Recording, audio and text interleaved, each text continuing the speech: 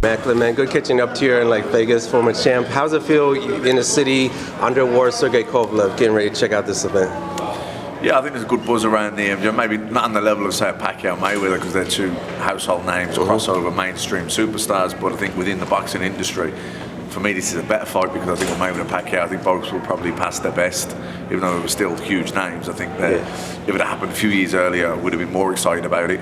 Where I think with Ward having his inactivity, but coming back, stepping up, beating Sullivan, Barrera, having a couple of good wins, and now taking on Sergey Kovalev, who's I would say is universally regarded as the number one light heavyweight in the world.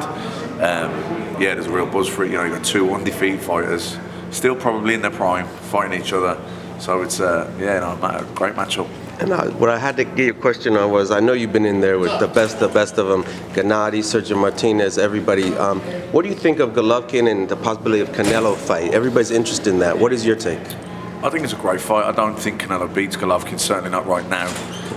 Maybe if he steps up to 160, has a couple of fights at that weight division first, maybe grows into it, gets used to the different strength and the different power of those guys, then and Golovkin gets a little bit older, so then maybe it goes like this. Yeah. But right now I still think Golovkin would be too big, too strong. Yeah. Just be too much for him. But having said that, I think if anyone is going to beat him from 160 down, I think it's Canelo. I don't think there's any other guy out there that would beat Golovkin, and maybe there wouldn't be Canelo either.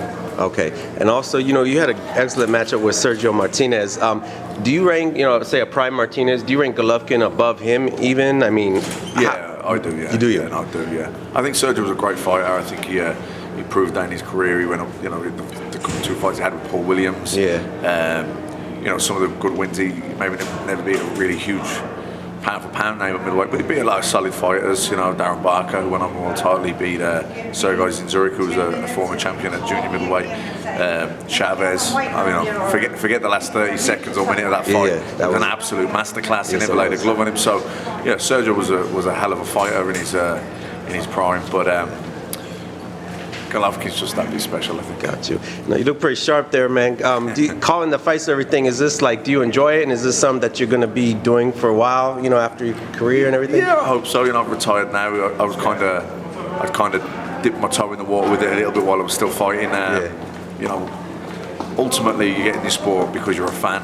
And that never leaves you. I'm still a fan, so I get to sit front row or second row, whatever it is. I watch all the great fights, and I get my opinion. I get paid for it. So what can be better than that? And how can fans reach out to you and keep in touch?